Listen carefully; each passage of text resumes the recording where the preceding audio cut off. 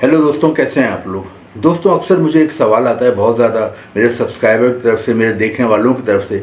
वो ये कहते हैं कि जब भी किसी अच्छे मुल्क के वीज़े के लिए वो ट्राई करते हैं, अच्छे मुल्क के वीज़े के लिए वो अप्लाई करते हैं, तो उस मुल्क के एम्बेसी से हमें कहा जाता है कि आपको वीज़ा उस सूरत में मिलेगा अगर आपको बाहर से कोई स्पॉन्सरशिप में आती है, या आपको बाहर से कोई इन्विटेशन लेटर मिले, या आपको बाहर कोई जानने वाला हो। तो वो लोग कहते हैं कि सर, हमारा तो बाहर कोई जानने वाला ही नहीं है, हम कहाँ से स्पॉन्सरशिप लाएं और कहाँ से इनविटेशन लेटर लाएं। दोस्तों, बिल्कुल सही बात है। ये सवाल अक्सर लोगों से किया जाता है एम्बेसी की तरफ से कि आपको अगर कोई स्पॉन्सरशिप है, कोई इनविटेशन लेटर है, या आपको बाहर कोई जानने वाला है, उसी सूरत में आपको वीज़ा मिलेगा, वरना उनका वीज़ा रिजेक्ट हो जाता है और वो लोग मायूस हो जाते हैं। तो दोस्तों, आज की वीडियो उन्हीं लोगों के लिए, क्योंकि आज इस वीडियो में जिस मुल्क के लिए मैं आपको बताऊंगा वो दुनिया का बहुत ही तरक्की याफ्ता मुल्क है, बहुत ही डेवलप मुल्क है। और इतना ज़्यादा तरक्की याफ्ता डेवलप मुल्क है कि यहाँ के जो शहरी होते हैं, यहाँ के जो पासपोर्ट होल्डर होते हैं, वो दुनिया में 150 मुल्कों में बगैर वीज़े के जा सकते हैं। इस मुल्क के शहरियों को इतनी सहूलत दी गई है। दूसरी बात इस मुल्क की सबसे अहम ये है कि यहाँ जाने के लिए आपको कोई स्पॉन्सरशिप लेटर की ज़रूरत नहीं है, कोई इन्विटेशन लेटर की ज़रूरत नहीं है, किसी ऐसे जानने वाले की ज़रूरत नहीं है जो उस मुल्क में मौजूद हो जब भी आप जाएं। ऐसी कोई चीज़ की आपको ज़रूरत नहीं है। और एक और इस मुल्क का फ़ायदा है कि यहाँ की वीज़ा फ़ीस बहुत ही कम है। 8,000 रुपये पाकिस्तानी रुपीज़ में और 3,000 रुपये इंडियन रुपीज़ में इसकी वीज़ा फ़ीस है। और सबसे अच्छी बात यह कि वीज़ा फ़ीस भी आपने पहले नहीं देनी। अगर आपको वीज़ा अप्रूव हो जाता है, आपको वीज़ा मिल जाता है, फिर आपने वीज़ा फ़ीस देनी है, जो कि बहुत ही ज़बरदस्त बात है। वरना अक्सर मुल्क पहले वीज़ा फ़ीस भी ले लेते हैं और बाद में वीज़ा भी नहीं मिलता, तो लोगों की वीज़ा फ़ीस भी ज़ाया हो जाती है। एक और इस मुल्क की एडवांटेज ये है, एक और अच्छी बात ये है कि इस मुल्क का वीज़ा हासिल करने के लिए आपको एम्बेसी का कोई चक्कर नहीं लगाना, एम्बेसी की कोई ख्वारी नहीं करनी, सिफारत खाने की लंबी लाइनों में आपने नहीं लगना, बल्कि आपने अपने घर से ही इसमें अप्लाई करना है। आपको ईमेल के ज़रिए इसका वीज़ा मौसूल हो जाएगा। तो ये एक और एडवांटेज है बहुत बड़ा, क्योंकि एम्बेसी के चक्करों में लोग इतना ख्वार हो जाते हैं, उनका अलग खर्चा अलग होता है, उनका टाइम अलग बर्बाद होता है, और आखिर में वीज़ा नहीं मिलता तो वो लोग और डिप्रेशन के शिकार हो जाते हैं। दोस्तों, जिस मुल्क की मैं बात कर रहा हूँ वो मुल्क बहुत ही तरक्की याफ्ता और डेवलप कंट्री है। और जब मैं इसका नाम लूँगा तो आप कहेंगे यकीनन कि आपने बिल्कुल सही कहा था कि इस मुल्क से ज़्यादा तरक्की याफ्ता शायद इस वक्त कोई और मुल्क ना हो। दोस्तों, मैं बात कर रहा हूँ हांगकॉन्ग की। दोस्तों, हांगकॉन्ग एशिया में वाक़ है और इसकी जो आबादी है वो 70 लाख है। 70 लाख इसकी आबादी है, 70 लाख। और दोस्तों, इस वक्त हांगकॉन्ग का वीज़ा अप्लाई करने के लिए, जैसा कि मैंने आपको बताया, आपको किसी चीज़ की ज़रूरत नहीं है, कोई एम्बेसी जाने की ज़रूरत नहीं है, कोई पहले से वीज़ा फ़ीस देने की ज़रूरत नहीं है, बल्कि इसके लिए आपने घर बैठ के अपनी 4 चीज़ें आपने रेडी रखनी है। वो 4 चीज़ें मैं आपको बता देता हूँ क्या हैं। दोस्तों, सबसे पहले तो आपका पासपोर्ट होना चाहिए। पासपोर्ट बना हुआ हो, एक्सपायर्ड नहीं हो। पासपोर्ट हो, NIC हो, FRC हो, जो कि नादरा से बन जाता है 100-200 रुपये में, और आपके 3 फ़ोटो हों। 4 चीज़ों की आपने फ़ोटो कॉपी करा लेनी है और फ़ोटो रखने हैं। और इसके अलावा एक बड़े पेज पे अपना ईमेल एड्रेस और अपना व्हाट्सएप नंबर बड़ा बड़ा लिखना है। ये तमाम चीज़ें आपने एक लिफाफे में रखनी है, एनवेलप में रखनी है, और उसके साथ साथ आपने वीज़ा एप्लीकेशन फॉर्म इसके साथ रखना है। और आपने जो मैंने एड्रेस दिया है नीचे लिंक में, डिस्क्रिप्शन में आपको लिंक मिल जाएगा इमिग्रेशन ऑफिस का, उस एड्रेस पर आपने ये लिफाफा TCS या DHL के ज़रिए भेज देना है। खुद जाने की कहीं ज़रूरत नहीं है, बस आपने TCS के दफ्तर जाना है, DHL के दफ्तर, वहाँ से इस पते पे आपने ये वीज़ा एप्लीकेशन फॉर्म के साथ ये 4 चीज़ें लिफाफे में रख के भेज देनी है। दोस्तों, इस एड्रेस पर आप भेज देते हो जब अपना ये तमाम एनवेलप, तो अमूमन उसके 7 से 10 दिन बाद आपको ईमेल के ज़रिए आपको ये पता चल जाता है कि आपका वीज़ा अप्रूव हुआ या नहीं हुआ। लेकिन अमूमन वीज़ा अप्रूव हो जाता है। सिर्फ उन लोगों का वीज़ा रिजेक्ट होता है जिन्होंने कोई गलत बयानी की हुई होती है, जिनके डॉक्यूमेंट सही नहीं होते, जिसमें कोई 2 नंबरी की हुई होती है।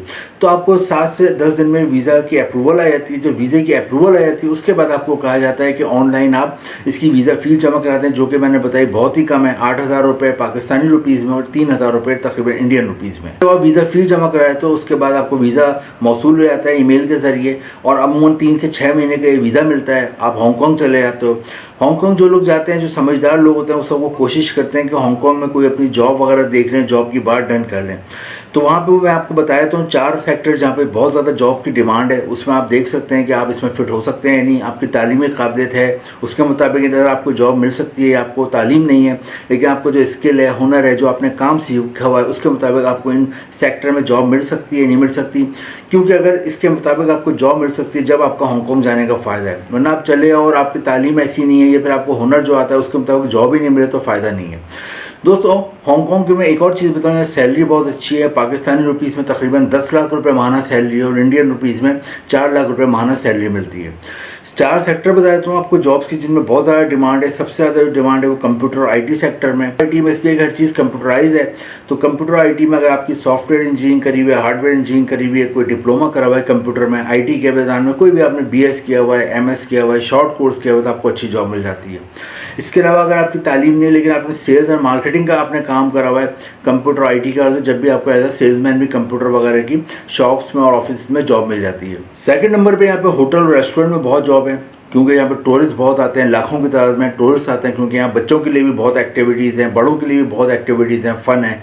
इसके अलावा शॉपिंग के लिए बहुत मशहूर है, तो लोग बहुत आते हैं, बच्चे और बड़े सब यहाँ पे फैमिलीज़ के साथ आते हैं। तो होटल और रेस्टोरेंट पूरे साल भरे रहते हैं। तो होटल और रेस्टोरेंट में अगर आप पढ़े लिखे हो तो as a manager, as a cashier, as a accountant, as a administrator hotel के, as a warehouse incharge आपको जॉब मिल जाती है। लेकिन अगर आप पढ़े लिखे नहीं हैं तो फिर आपको यहाँ पर वेटर या वेट्रेस की जॉब मिल जाती है, गार्ड की जॉब मिल जाती है, लॉन्ड्री मैन की जॉब मिल जाती है। इसके अलावा रूम क्लीनिंग, कॉरिडोर क्लीनिंग, इसके अलावा रूम क्लीनिंग, कॉरिडोर क्लीनिंग और रिसेप्शन वगैरह और लॉन्च वगैरह की क्लीनिंग की जॉब मिल जाती है। इसके अलावा अगर आपको खाना बनाना आता है, खाना बनाने का शौक़ है, तो शेफ़ या कुक की भी जॉब आपको मिल जाती है।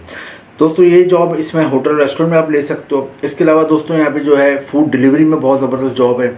अगर आप फूड डिलीवरी कर सकते हो, यहाँ बहुत बड़ी बड़ी चेन है फूड्स की, तो उसके लिए घरों में और ऑफिस में खाना पहुँचाना होता है, उसकी जॉब आप हासिल कर सकते हो। इसके अलावा डिपार्टमेंटल स्टोर है, वहाँ से ग्रॉसरी का सामान घरों में पहुँचाना होता है, उसकी जॉब आप ले सकते हो।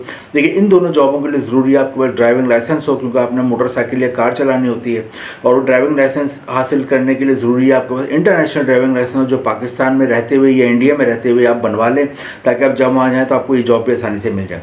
नेक्स्ट यहाँ कंस्ट्रक्शन इंडस्ट्री में बहुत जॉब है, तामीरात में, क्योंकि यहाँ की बिल्डिंग्स पूरी दुनिया में मशहूर है। आप खुद गूगल पे देखें, यहाँ की बुलंद वाला बिल्डिंग्स हैं और कंस्ट्रक्शन का काम बहुत ज़बरदस्त होता है यहाँ पे। तो अगर आप सिविल इंजीनियर हो, आर्किटेक्चर हो, तो बड़ा अच्छा स्कोप है यहाँ पे। इसके अलावा अगर आप पढ़े लिखे नहीं हैं लेकिन आपको प्लम्बर का काम आता है, इलेक्ट्रिशियन का काम आता है, कलर करने का काम आता है, वॉलपेपर लगाने का काम आता है, एज अ कारपेंटर काम आता है, मार्बल टाइल लगाने का काम आता है, ये कोई भी आपको शटरिंग के हवाले से काम आता है, और इसके अलावा घर की रेनोवेशन के हवाले से काम आता है, तो आपको यहाँ अच्छी जॉब मिल जाती है। इसके अलावा ये मेडिकल हेल्थ केयर इंडस्ट्री में भी लोगों के लिए जॉब है। अगर आप डॉक्टर हो, अगर आप नर्स हो, अगर आप डिस्पेंसर हो, या फिर आप हॉस्पिटल की कोई भी आपने मैनेजमेंट का कोर्स किया हुआ है, हॉस्पिटल के मैनेजमेंट में भी आप जा सकते हैं, तो ये तमाम लोगों को हेल्थ केयर सेक्टर में जॉब मिल जाती हैं। तो दोस्तों ये तमाम जॉब सेक्टर हैं 4-5, इधर आपको जॉब मिल सकती है। अब जो समझदार लोग होते हैं, मैंने बताया 3 से 6 महीने का सब उन्हें विजिट वीज़ा मिल जाता है, ईमेल के जरिए आ जाता है। वो वहाँ पर इस वक्त कोशिश करते हैं कोई जॉब की बात डन कर लेंगे, कोई सब को जॉब तो नहीं कर सकते, वो विजिट वीज़े पर गए हुए होते हैं। जॉब की बात कहीं उनकी डन हो जाती है 3 से 6 महीने में, अच्छा खासा टाइम होता है 3 से 6 महीना, उसमें वो जॉब की बात डन करके वापस पाकिस्तान या इंडिया जिस भी मुल्क कंट्री से गए होते हैं वापस आते हैं, और फिर उसके बाद वो वर्क वीज़े के लिए अप्लाई करते हैं, क्योंकि उन्हें जॉब ऑफर लेटर जब आ जाता है जिससे वो बात डन करके आते हैं, तो उन्हें वर्क वीज़ा आराम से मिल जाता है 1 से 2 साल का। फिर वो जाते हैं वहाँ पर, वो अच्छा काम करते हैं, तो उनका बाद में मज़ीद रिन्यू हो जाता है, बाद में अपनी फैमिली को भी बुला सकते हैं। और दोस्तों सबसे अच्छी बात यह है कि यहाँ पर एजुकेशन सिस्टम बहुत अच्छा है, बहुत ही क्लीन कंट्री है, कोई क्राइम वगैरह नहीं है, और जैसा कि मैंने बताया कि इधर आप जाते हैं तो आपकी और आपकी फैमिली का लाइफस्टाइल चेंज हो जाता है। दूसरी अहम बात ये, अगर कोई अच्छा एम्प्लॉयर मिल जाए तो आपको वो फ्री एयर टिकट भी भिजवाता है, और वहाँ पे फ्री रिहाइश भी देता है, फ्री खाना भी देता है, तो आपकी अच्छी खासी सेविंग भी हो जाती है। तो दोस्तों बड़ा अच्छा ऑप्शन है हांगकांग। हांगकांग के लिए ट्राई करें। पाकिस्तान इंडिया ख़ासतौर पर वो लोग जो कि एक तो एम्बेसी के चक्कर लगा लगा ख्वार हो चुके हैं, उन्हें वीज़ा नहीं मिल रहा, दूसरे उनसे डिमांड होती है एम्बेसी की तरफ से कि कोई स्पॉन्सरशिप होनी चाहिए, कोई आपका जानने वाला बाहर होना चाहिए, कोई आपका इन्विटेशन लेटर हो। तो उन लोगों के लिए कि यहाँ पे ना आपको कोई स्पॉन्सरशिप चाहिए, ना इन्विटेशन लेटर चाहिए, और ना ही कोई ज़रूरी है कि आपका जानने वाला बाहर हो।